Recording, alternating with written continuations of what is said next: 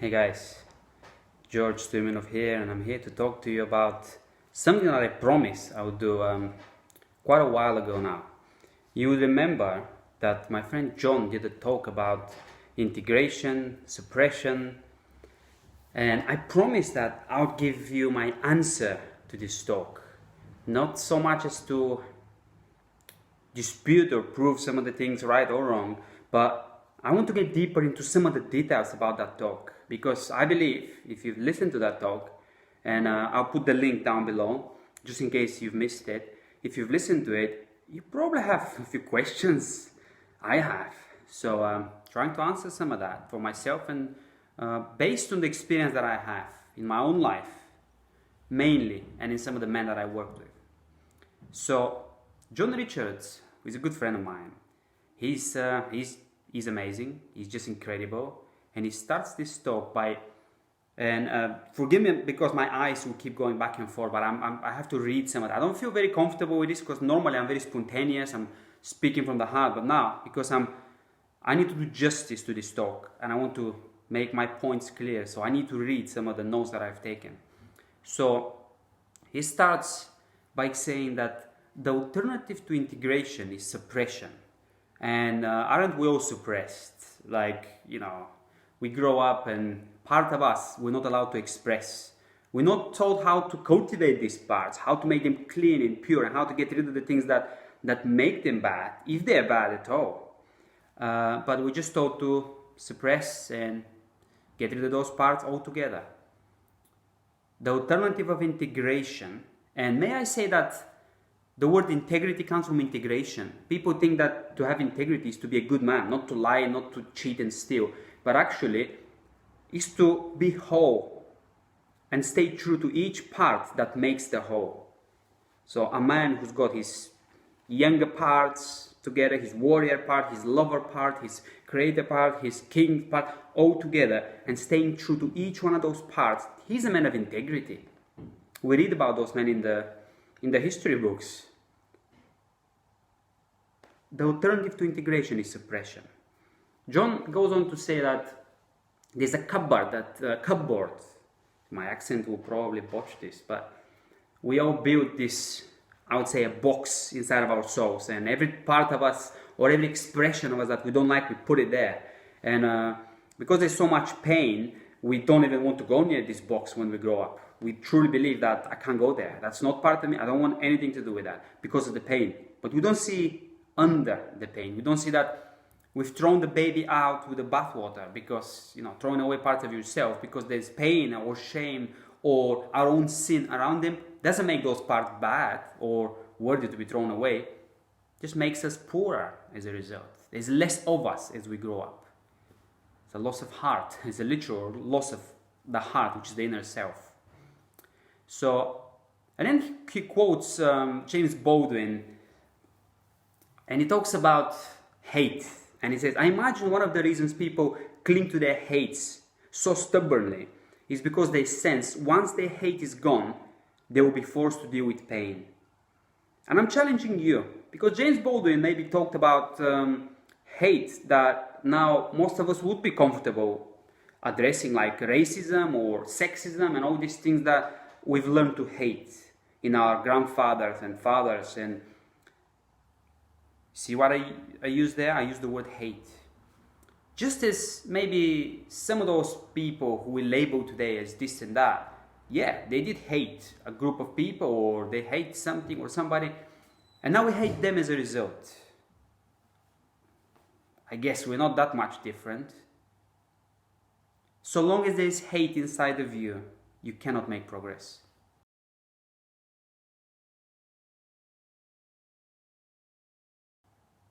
What about the freedom fighters? They hated this evil that they fought against. I don't agree. G.K. Chesterton said that, I'm paraphrasing, but a true warrior is not somebody who hates what's in front of him, his enemies, but who loves what's behind him. Most of the good people who fought for a good cause, they loved the people they defended. They loved the freedoms they defended. They didn't so much hate that enemy. They just stood up for what was right. So long as there is hate inside of you, could be hate against the previous generation, of your father, the racist, sexist, abusive father. It doesn't really matter. So long as there is hate inside of you, you're divided against yourself. How can there be love as a result? The fruit of this work, all I'm talking about now, should be love. If it's something different, then remember this quote by James Baldwin. We'll come back to this. We'll come full circle.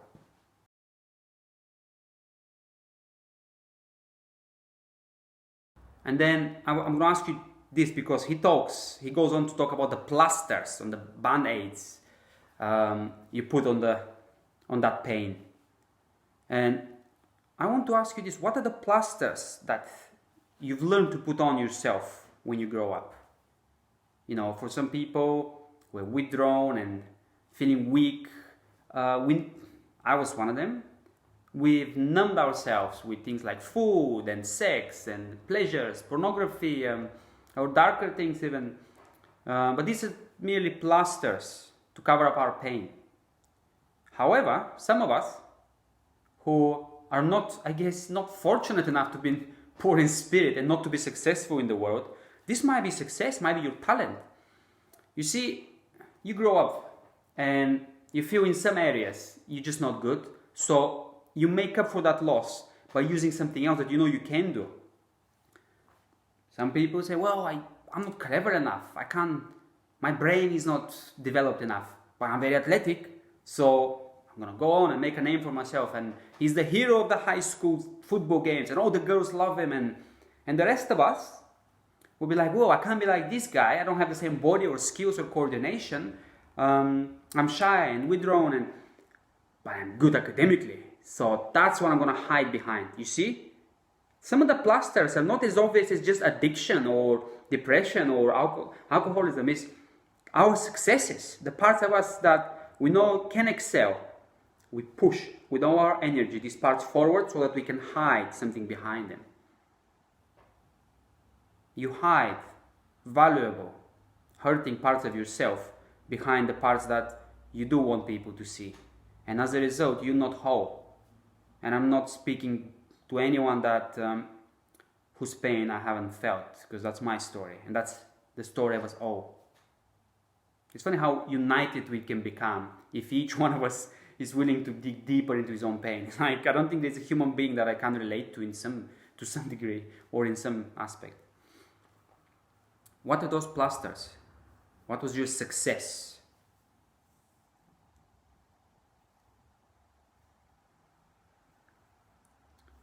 Then John goes on to say, talks about the cure for suppression. And the cure for suppression is integration. And then the most important thing, the reason why I'm doing this video, is that John said that you need to integrate 6 areas of life, of your inner life. Your masculinity and your femininity, your shadow and your potential, and your past and your future. Now, let's dive into the first one. He talks about integration, he talks about initiation of men in the West today, the lack of it, and in the African communities. And we've heard the stories, I'm not going to go into that, but I'm going to explain about the energies. There's masculine and feminine energy. And men are made to embody the masculine energy. They also have the feminine when they need it. So men are the builder of the world, let's say. The man would build a house, and the masculine would build the house, the feminine will furnish it. There's a story by Gordon Dalby who talks about the early settlers in the States hundreds of years ago. They traveled in a long caravan, and in the daytime they'll travel like in a straight line and crossing mountains and fighting their way through, like, trees and bush and wild beasts and whatnot. And that's the masculine, that's the pursuit, that's the direction. But at night, they're going to circle up the wagons. And then they start taking care of themselves. They dress their wounds, they eat, they sew their clothes, they wash their clothes, they take care of the children, they bring the harmonicas out, they sing, they dance, they take care of their souls and bodies. That's the picture of the feminine. And in a man, there is both. We're born to embody the masculine as a primarily source of drive and being, and that's true physiologically, sexually, in any way. But also we have the tender, and I don't necessarily like the masculine and the feminine. That's a very new age energy. Oh well, I would say the strong and the tender. The strong is the picture of the masculine, and the tender and the life-giving. Strong makes the way through life, and the tender and the life-giving sort of gives you that vital juice that you need to live. And a human body is an example. The masculine, I'd say, is the skeleton, and maybe the muscles and the sinews. And the feminine, or the tender, would be the organs, the blood, and pretty much everything else that gives you life, that is softer, but without it, you'll be gone. So like, okay, you can build a house, you can be masculine, but then if the house has no windows and no carpets and no fireplace and no warmth, how can you live? How long can you live in that house? So that's my view of the masculine and the feminine. And you see the men of the past, the men who won the wars and built this comfortable life for us, the men who we now reject, they had to live out of the masculine, which they did have, to the expense of the tender, to the expense of the caring part. They had to bury that.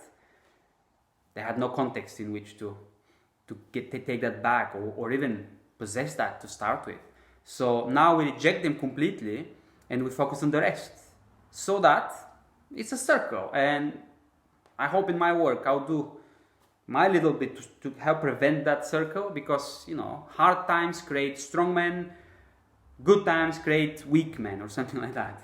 And weak men create hard times, so that strong men can rise up. But then why should we go around in circles? Why shouldn't we develop? That's my work. How about having the strong and the tender at the same time? We grew up watching those men on the screen, the superheroes, most of them, the main characters in those films that boys so love to watch. They're strong, but they're tender.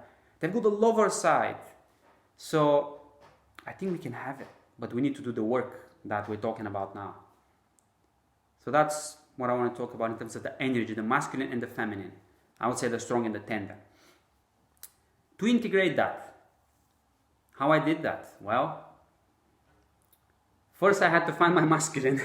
First I had to find my strong. I had to come out of hiding, and in my work I still do this with men, and for me it's a journey as well, ongoing journey. So for men, initiation comes through mentorship with older men and through doing things you're afraid of doing. But first is the tender work to bring in that child back to life so that he can be trained. It's not so much as go make yourself do something hard. Be Ernest Hemingway, the macho guy who made himself do hard things, and his followers, it's like, whoa, yeah, what's the result? Yeah, we know what's the result, the macho thing, and you know, and when you laugh at those people you label weaker than you, you're laughing, actually, you feel contempt to parts of yourself which you're not allowing to come to the surface. So when you see somebody who represent those parts or remind you of them, you feel contempt. You can't help it but feel contempt because you hate yourself. Love others as you love yourself. To the degree that you embrace that weak, weeping, wounded little boy in yourself, to that degree you'll be able to have compassion for others.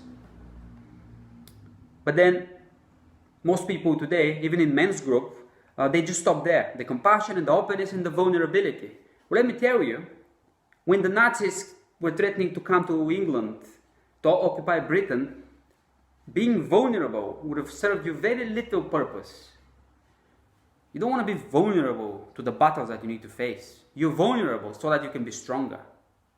You see, that's what I want my work to be about. I help men become vulnerable so that we can rebuild those men, so that we can help in the work of rebuilding those men to become strong and have all the parts together to become men of integrity. Not just being vulnerable for the sake of being a good guy. I don't care about being a good guy. Be yourself, become yourself. You will see then what goodness will be unleashed. And people might not necessarily like you. So where was I? Masculinity and femininity. To integrate them. Once I've started to embrace my masculinity and find my assertiveness, my voice, and that came through a lot of shadow work. That didn't just come easy, and it took me about, 8 years. Serious 8 years in the wilderness of my soul, and dark. I don't think it's going to take you that long. For me, my journey is, I've come from I've been crushed in pretty much every way. Not just in one way, abuse, or there's just been gradual loss of heart over my life until my mid-20s. So I had to take journey out of pretty much every place that's been wounded, which is most of the places in my heart. I didn't just have one side developed. I didn't have much to hide behind, apart from my body maybe, but even that was giving way. So once I found the masculine and I knew I could be a man, then something was missing. The lack of compassion just showed me, like the lack of patience with my kids, the lack of patience. I was thinking, ooh, why am I not patient with my little girl when she was first born? Well, I didn't have much time for the child inside of me, you see. I wanted to get this work over with and go on help other men. See how deceitful is the desire for success. You build it too quickly and it will crush you. It will crush your family. There's so many successful people today whose families just don't want to see them. And I could have been one of them. Thank God that God didn't allow me to actually do that. I could have done it. I could have just done the minimum with my girl and then just traveled and helped people. I would have created people who are just like me. You preach what you know, but you create, somebody said that, you create who you are. You represent what you are. So finding the gentle, moving towards the lower part of yourself, moving towards the inner child. I read a book called Homecoming about your inner child and embracing. There's so many broken bits of myself, and one bit might be bitter, one bit might be angry, one bit might just want to cry or want to express something. And I embrace them all, each one of them, and I will continue to. I bought myself a violin. I did some things in front of a mirror. I recorded myself, just expression of things that I could never express. And I became a lot more tender as a result. But you have to have the masculine. You have to have the strong. Otherwise, you'll not feel protective.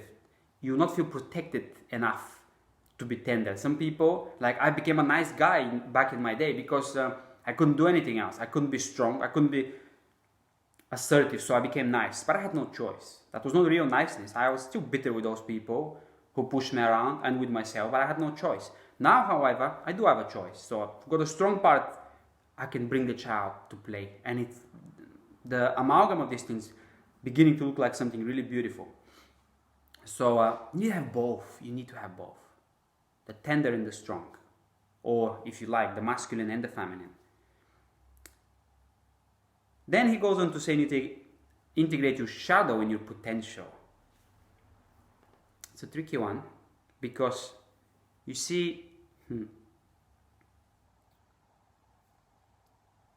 many people think that strength is bad and assertiveness and being able to stand up for yourself or to stand up against anything is sort of, if you do it in that way, maybe it's somehow bad. Aggressiveness is bad. Aggressiveness is wonderful.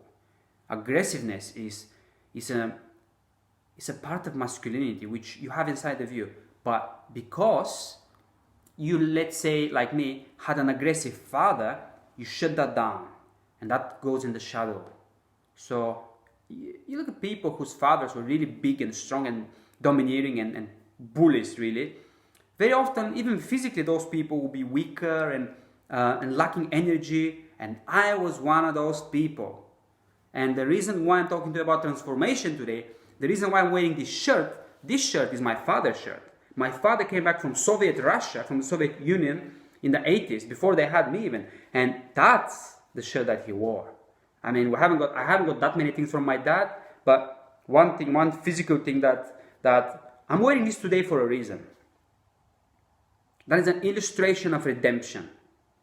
Because in my early days, I moved against my father. I moved out of his scary presence, and I became a weaker guy. Now, I became the total opposite. And I can see the difference between generations. You could see the World War II veterans were strong and tough and did the right thing, and they had many things dark about them. But because of those things, their sons rejected them. And then you have the hippie movement, which is just the opposite. The warrior movement and the hippie movement. Peace and love. And we see the darkness of both of these things. Both these extremes. weakness and peace and love and drugs, and just give yourself to just float in life and never take a stand and be a man. And the opposite is just take a stand and be a man, but it's just dry. It's just dry, black and white life. That's why their sons rejected them. That's why I rejected my dad. Gray, cold and harsh life. The guy spent 6 years in Siberia. When he came back, my mom said, if he dozed off watching television, I was afraid to touch him to wake him up because he would just pounce on me. Like, that's how tense he was when he came. Survivor. I mean, yeah. Lack of tenderness, and I couldn't get close to him, and he didn't show any desire that to have me close to him. That was a man. And I either measured up or I didn't. Because I didn't, I moved away. My father would wake up at 6 o'clock in the morning, go to work, no alarm. He could have drunk the night before, he doesn't care. Wakes up and goes, no breakfast, nothing. Tough guy, tough guy.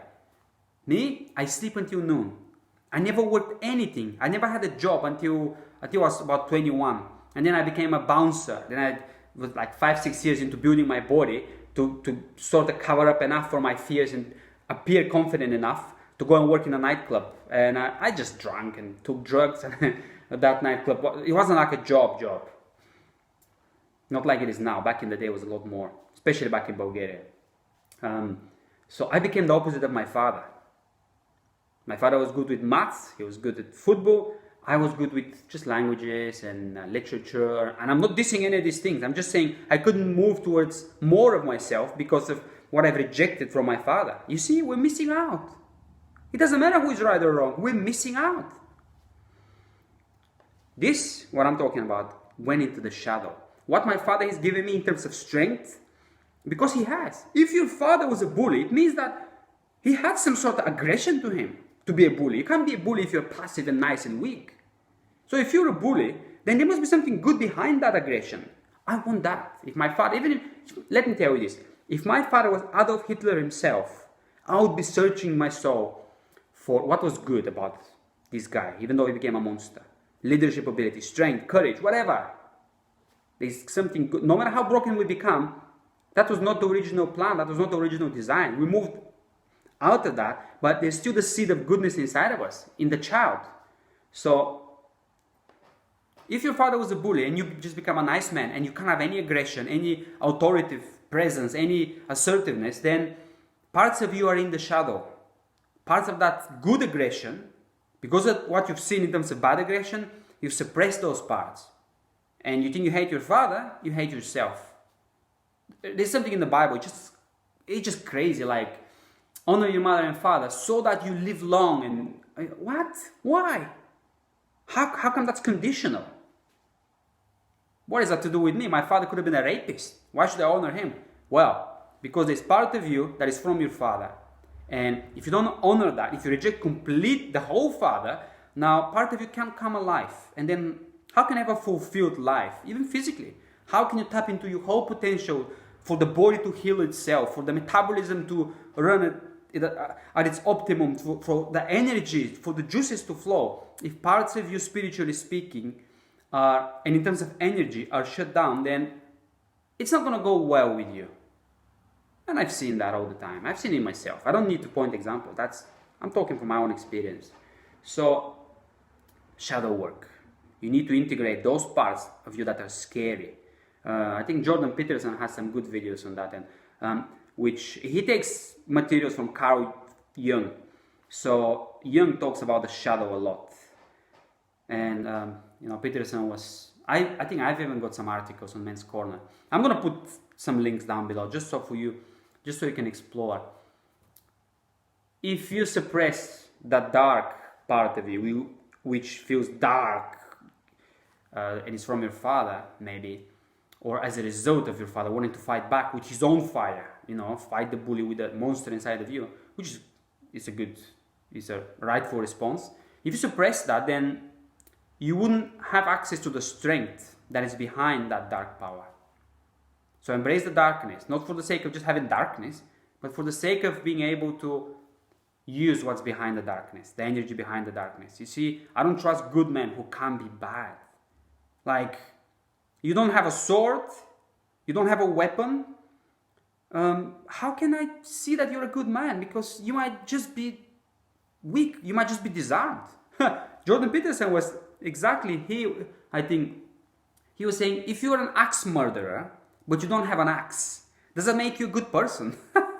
So if you don't feel you have this ability to assert yourself and destroy and be authoritative and to actually do harm to people, if you don't have that ability, then how do we know that you're really a good man? You might just not have the weapons. That's why very often some people like this, they take power and they become monsters. They surprise even themselves, I can tell you that. But have that ability, hone that sword, cultivate it. Have the guts to stand up to the world and to your own family members even and say, no. Just roar. Let the lion inside you roar. Let it come out of the shadow and roar. And then let me see what a good man you are. Because then you have the chance to be. Then you have the chance to wipe the sword clean from all the dirt, all the blood that's been in, and put it back in the sheath and take it out only to protect and defend. That's a good man. Not somebody who can't be strong, but somebody who's got all the weapons and all the tools to actually destroy and yet use them only for good.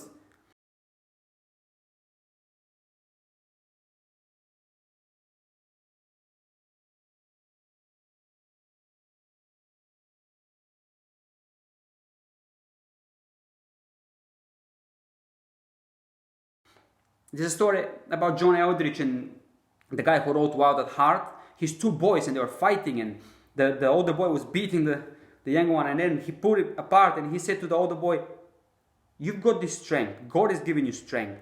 Not to hurt your brother, but to protect him. He didn't shame him. He didn't say don't fight. He said no, never hurt your brother. You fight only to protect him. No, that's a different interpretation, isn't it? I wish my dad had brought this out in me. In a good way.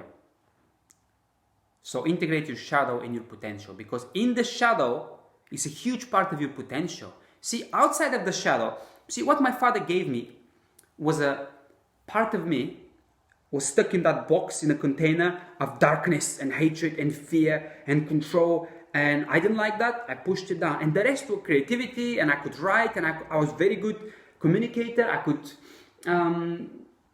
I was a people person. People loved me, but I was a people pleaser as well. So without me opening that dark box and that scary things came out, I felt myself becoming really scary, and I had to work through that, and it's wonderful. So if I hadn't opened that, a lot of what you see today, my ability to make eye contact, my ability to push through obstacles, my ability to be strong and to feel good about myself and not to hide from people, not to feel creepy and hidden well, I would not be myself now. I'm not saying I'm there yet, but it's a wonderful journey. And it's good to feel strong, because then you can let your guard down. Then you can joke with people who joke about you. I work with some of that really troubled teenagers, and I used to feel threatened because I know what they're thinking. Oh, why is he looking at me like this? Am I stronger than him? And now I know what they think, and I put them at ease. I like these people. I don't feel threatened by them. Where in the past, I'm like, ooh, I hope he doesn't think he can push me around. When I was a nice guy, I was fearing people. Now I'm not a nice guy. I don't fear people. How wonderful that is. Shadow and potential.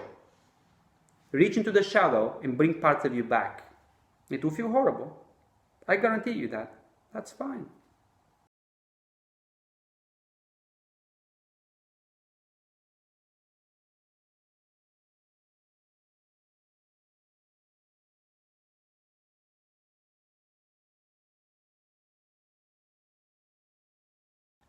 We're called to suffer in this life. We're not called to just coast and drift. We're called to suffer. We need to take the road less traveled. Okay, let's move on. Then, John said you need to integrate your past in your future. That's exciting, because when you bring part of yourself back, there's resurrection. I believe in the cross and in the resurrection. And when you take parts of yourself that are in control, that know how to make life happen, older parts of yourself, adult, stronger, good with business, whatever. When you take them to the cross and crucify them and say, no, I renounce my ways. I want my heart back. I want God back. I want my child, the child that I was once, to come to resurrection. So when you crucify yourself, the conscious part of yourself, You bring life to the unconscious part of yourself, which you buried, which is the child, which is your true heart. So your past and your present merge. I used to be full of sadness and longing and remembering things about my childhood in Bulgaria and the animals and the forest and the sounds and the smells. And people used to think that I was a melancholic. I was just dreaming about bringing back the past. What was it? I was longing for the child inside of me to come to life. And over the course of these 10 years, I've seen amazing things happen. And I felt, sometimes I wake up here in Eastbourne in the UK and I look at the sky and it's the same sky that I remember from 20, 30 years ago when I was 1 or 2 years old, or 5 years ago, 5 years old. It's the same sky. Like, it's not longing to be back in Bulgaria and be 5 years old.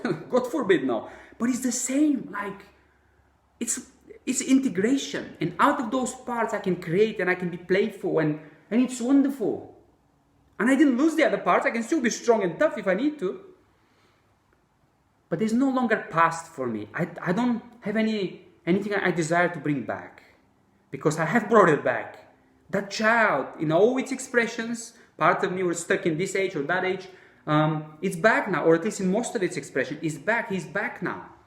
So, what people long to bring back, it's not so much the times they live in, the good old days, it's how they felt in those times. Because in those times, they were longing for more. They themselves were more alive. Oh, I wish I was younger and more beautiful. It wasn't about this. It wasn't about the pleasure you can get or the attention you can get. It was about what that gave you. That the feeling of life is good. I'm made for this life. I'm immortal. I'm good. And that's a good feeling. Humans are inbuilt with that because we're made for the world that never dies. I believe in the future, but I'm getting ahead of myself now because, desire reveals design, somebody says. Integrating your past and your future. I'm going to put another video, I hope I remember to put them all down. Recently, when I found this old nightclub that we had in the village, the first nightclub we ever had, there was one picture of a naked woman, of a topless woman that my uncle painted. The rest of it was just gone. I was very little. I don't remember much of that nightclub. I remember a little bit. But it was gone. It was just ruined. And I love to be there to see that picture. You see, when you're alive, when you've been crucified, and then for those parts of you to be resurrected, which are true parts of you, which is where God lives, the kingdom of heaven belongs to the little children. How? Why? Well, that's why.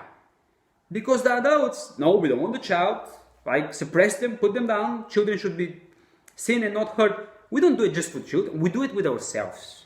Parts of us are gone. We don't want to be young. Move on. Grow up. And I'm not saying there's no place for maturity. That's different. To grow up with all parts of yourself is what we're after here. But to grow up at the expense of that, it's a crime. So I had to revisit the crime scene over and over again. And when these parts of you are awake, and when you start creating again and be alive again and exploring the old longings again, then everything that you see, I didn't see the destruction. It doesn't matter. It's not like I'm going to go back there, even if that thing did exist. Even if those people did come back to life. It wasn't really that good.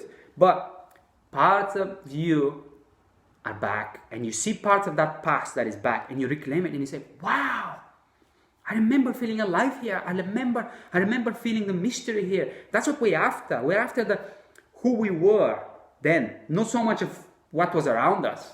So I'm going to find this video and put it down below. An article and a video. Just because it was a joy to discover that old picture. Everything was destroyed, and that woman was still standing. My uncle is dead. My uncle was a painter and alcoholic. He died. He basically drank himself to death. He was a very unhappy man. But his creation, that woman still stands. And that's a good reminder. That's a picture for me of life. Yeah, life. She's still waiting for the party. She's still waiting for that eternity, which she came out of eternity. She came out of my uncle's heart, which was created by him. And all creation comes out of eternity, and we have eternal hearts. So the past and the future. You can only bridge the past and the future by suffering. Tell you one other quick story. One time I was with my good friend Rob. Hello, Rob. Pursuing part of my masculine initiation now. Rob, and I'm gonna one day I'm gonna do a talk with him. He's a man who has many things that I don't have. Like, he's exactly the man who could initiate me, and he did at the time when I bought my first property, and I said, can you help me paint it? But I want to paint with you. Teach me. Teach me. He came, he helped me, and he was teaching me how to paint. So that was part of, wow, I could actually do this. Hard work. We worked for 3 days. Anyway, so he's a very manly man in many ways. He's been in the army, he's very creative as well. But that's a different story. The story is, we listened to music and we painted in one room, and I felt the urge to go in the other room and paint by myself. But then I couldn't take the music with me. I just left it there. It was the phone, I guess. Until that time, I couldn't be alone with silence. I couldn't. But I felt this time, let's see what that feels like. And the first thing that hit me when I was alone without music, without my friend next to me in that room, was sadness. So for me, you know, some people, when you touch them in a raw place, the first thing that comes up is they're always angry. For me, the first layer is sadness, and anger is underneath. Most people is the other way around. They cover, not most, no, I take that back. Some people, some men, it's like the anger, irritation is first, and then it's because they're sad. And for me, it's, anyway, I felt this longing and this sadness, and it's like, life is not good. I'm not the person who I want to be. It's almost like I wanted to go back and be a child again. That's always been, that's why I escaped. That's why I pursued romantic relationships so much. That's why I took cocaine. It's not about the drugs or the drink. It's about who I became then. I connected. The veil of brokenness for a moment was lifted. I could be my childlike self then. If I had money back in the day, I would have probably become maybe a writer or something like this, something very creative, but very unhappy, probably with a broken heart. Well, actually, the broken heart is why we're unhappy, but that's a different. Just pursuing one woman after another, pursuing creativity, but never really facing anything hard in life. So for me, the sadness. But let me tell you, fast forward maybe 5 years, gone. That's gone. That is gone. I look at the sky and I remember the sky, but it's the same sky. I'm here. My past is here with me. My roots in Bulgaria, they're here with me. They're not going anywhere. I'm not going anywhere. Integrate your past and your future, but you must suffer. You must be willing to suffer. And I say this with the most compassion that I can muster. Suffer, and you see the fruits that I'm seeing now. It's amazing. Okay. Now, he talks about hiding. He talks about hiding. How Adam in the Garden of Eden. And I'm going to ask you this. I'm going to just state this as a fact. Every man hides in a way. And the question is how. I talk about the plaster behind the wounds, and we hide behind parts of ourselves to the expense of other parts. And you see how that plays out in the world.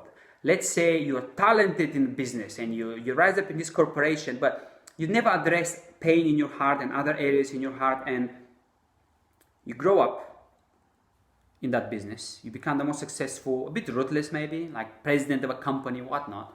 And then these parts of you that are broken, there's a little child inside of you that reaches for to be heard and to be understood, and you numb him with pain, with food or addiction, with sex, with television.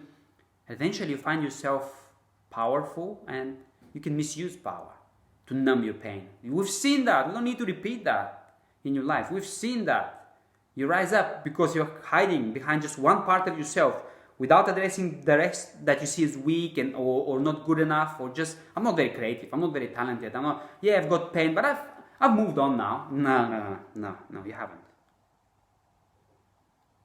And then eventually, bam, that young child will sabotage you, not because he's mean, but because eventually you find yourself not being able to resist the pain anymore, and suddenly you have all these resources at your disposal, and you go and cheat on your wife or whatever, or take those money and just go out on vacation. Abuse of power. So every man hides. The question is how. Ask yourself, how am I hiding? What am I hiding behind? Do you spend long hours at work avoiding your family? I can relate. It's easier to hide behind something you're good at, but I'm gonna encourage you to walk into the areas that you're not good at, that you need help to go into, because that's the real deal. That's suffering, and suffering makes you holy and whole if you go out on the other side. Another aspect of... No. Let's talk about romance, because that's the next thing that he talked. Well, I did touch on romance, but I'd like to give a quote by Robert Bly, who wrote a book called Iron John, a book about men. It's about the archetypes, it's wonderful. And Robert Bly said this: "What does it mean when a man falls in love with a radiant face across the room? It may mean that he has some soul work to do. His soul is the issue. Instead of pursuing the woman and trying to get her alone, he needs to go alone himself, perhaps to a mountain cabin for 3 months, write poetry, canoe down a river, and dream. That would save some women a lot of trouble." See, like John Richard said in his talk, the worst thing you could do is to go and take your question, take your pain, take your hurt soul to a woman, to somebody else to answer the question for you. And we see it all the time. We see marriages, they work. They're not really working. They don't have the heart to heart, but they have the brokenness to brokenness, the false to false connection. Oh, well, I'm not good at this. She's good at this. She's more, busy and powerful and controlling, and I'm more creative. So we work great. And it's like, really? Try becoming yourself. Do 5 years or just 1 year of this work. See, you might start clashing then. And that's where truth will be revealed, and that's wonderful. But if you pursue somebody when you're still broken, when you're still not initiated into pursuing that truth inside of you and your potential, your shadow and God, and then what self are you presenting to that woman? What is she coming to a relationship with? Who are you really? How many parts of you are just gone out in the basement, down in the shadow? They will eventually manifest. So it's better for you to meet them alone first. That's why the hero must slay the monsters to free the princess. We don't have heroes now. We have people who, instead of slaying the monsters, keep the monsters in the basement and think that they just go away in time. And the monsters grow and grow, and eventually they break out of the basement and they eat both the man and the woman and the children. That's what happens. That's what started happening with me before I started addressing this work. That's why I can talk to you now.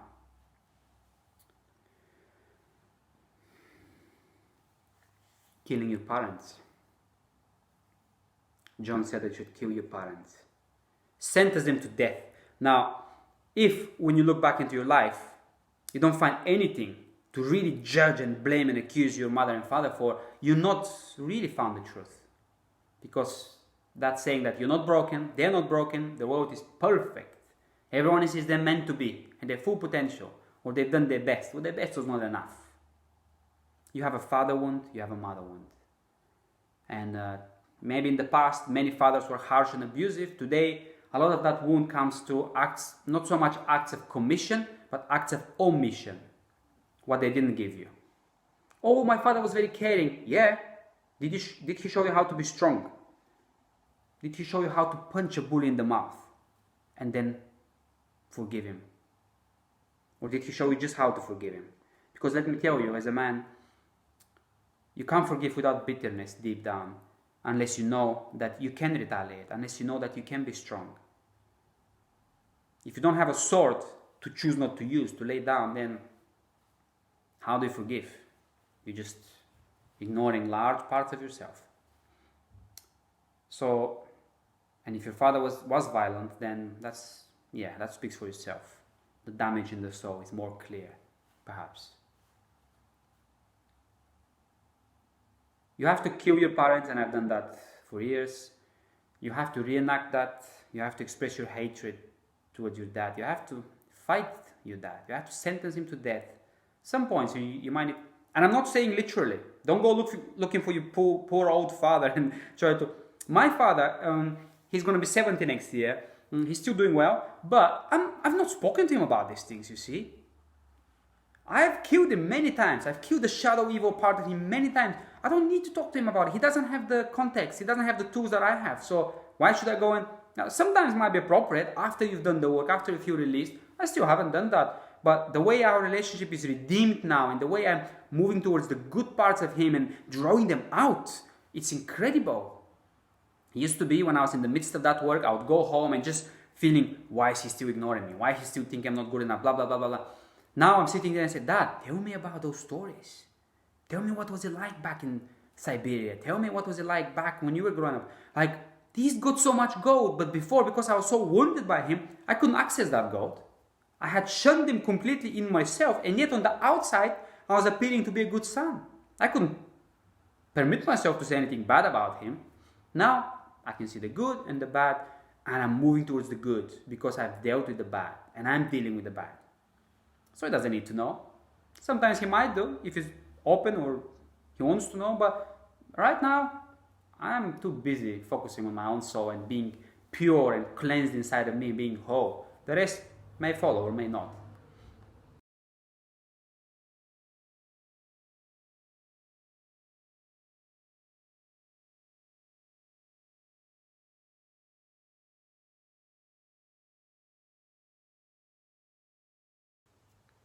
You need to kill your father.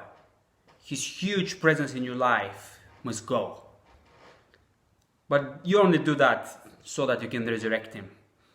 People are born with a true self, the potential, but then that gets buried in the shadow. And what you see in most people are just very little of the true self. So what you need to do a lot of shadow work to get to the true self inside of you, but also with your father and mother. And the way you do their shadow work for you, not for them, not from where they stand, but from where you are, is to kill them, to destroy the shadows of the shadow side of your father that's hurt you so much, so that you can get to the goal, to the true self in your father that is inside of you, the DNA, your father's, some of his gifts and talents and traits, they're inside of you. The masculine purpose, yeah, the strength, the courage is there. But because of, if all you've seen is destruction, which in many ways was me, is what I saw, then I rejected my father's heritage completely, even though on the outside it didn't look that way. So you do that, you kill the man in order to forgive him later, in order for him to come alive in you. Doesn't matter what's happening on the outside. You might even don't know your father. You might even not want anything to do with him. It's worth going this way inside of you, for your sake, not for his sake. He might even be dead. And you might say, whoa, I've become just the total opposite of my father. I've got nothing to do with my father. Why should I do the father wound work? Why? Exactly why. Exactly why. That's why. You've just answered the question. If you totally become the total opposite of your dad, stuck at that extreme, in the subconscious, pushing against your father, then your life still revolves around your father. As much as the guy who idolizes his father and think, oh, my father is great, but still isn't brave enough to enter the deep waters and do the shadow work to find his true father. And therefore, later, to maybe, if you're open to these things, to have God as your father. Because every human being is flawed. And you're not made from human being, you come through them. Anyway, that's my thing. Before we move on, we talk about forgiveness a little bit, and I'm gonna find a video. I've had an old video of forgiveness. I'm gonna stick it down below, along with so many other things that I wanted you to look at. And when I was listening to the talk, I made some notes, and that's why I keep looking at them. So this note, after killing your parents, is, I wrote this: you can't forgive until you've become fully alive, until you've regained the energy that has been stolen from you and suppressed deep inside of you. That's true forgiveness. You need to have your strength back.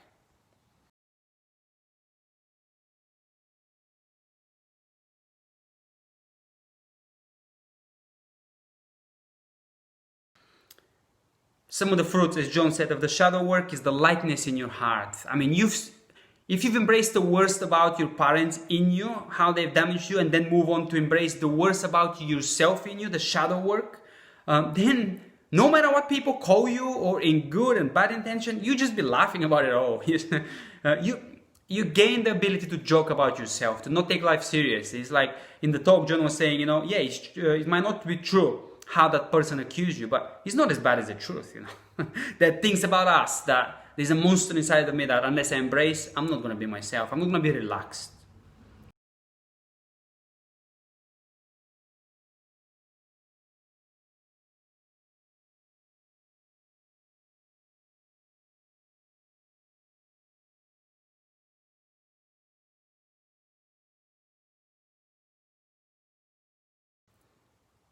So it's not men who are safe that are the best men to be around. It's men who know how to harness their power and their dangerous energies inside of them, because we're all dangerous. We're all dangerous, whether we like it or not. But when we suppress the dangerous side, when we ignore it and think, no, I'm not like my dad, then eventually it will come up, even if it doesn't come up against other people, to come up in a passive way, and also it will come up against yourself. The energy that you expend by suppressing it, the subconscious energy, that work that you do, it just won't be available to you. I can go into this a lot, but talk about depression and how much I suffered with depression. I used to wake up tired. Well, now I don't. That's just a quick summary of how important it is to be clear and to flow in with all your parts together in one direction, dangerous and good and dark. So before we move on, we talk about power. I want to talk about success a little bit. John said, don't pursue success, pursue value. And I can tell you that once you spend some time pursuing value, success will come. Definitely will come. No matter where life puts you, you could be put in prison. You'll be successful, but not maybe in the same way that you wish to be successful early in life. You'll be fruitful. That's different. That's the true success. And sometimes, especially in the Western society where, we're richer at the moment, very often money is the byproduct of true success. Not always, but if you live in a place like that, when there's justice and people are rewarded, and when the countries are doing well, very often, more often than not, you'll be financially successful as well as a byproduct. But if you pursue that, big problem. Or if you pursue just that talent that you've got without developing the rest of yourself, without integration, big problem. That's what happens with men who are entrusted with power and they come and they fail. So to move on, I've made a note saying value takes a long time. Becoming truly powerful is a result of a process. Otherwise, one or two good parts of us would be developed and the rest will eventually sabotage the whole thing.